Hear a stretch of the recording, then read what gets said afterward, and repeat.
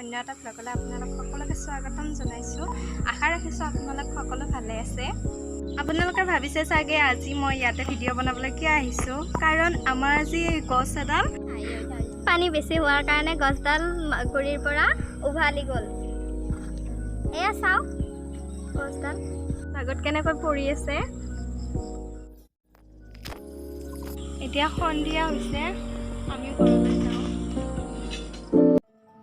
মই ৰ'দৰ পৰা অনা কাপোৰখিনি এতিয়া জাপি লওঁ আৰু মোৰ লগত আছে জোন আৰু সীমা।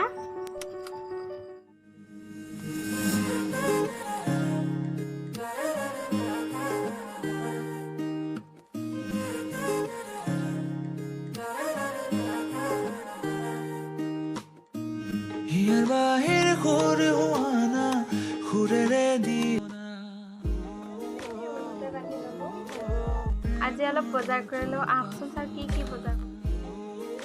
জোনৰ কাৰণে গেঞ্জি আনিলোঁ আৰু বাইটিৰ কাৰণে মেক্সি এটা আৰু ওড়নাখন, ফৰ্ডিন দুটা, প্লাজো পেণ্ট দুটা আৰু কেণ্ডিড পাউডাৰ এটা আনিছোঁ আৰু হাগিছ দুটা।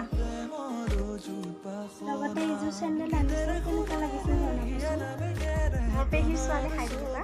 হাই, আজিৰ ভ্লগটো ইমানতে।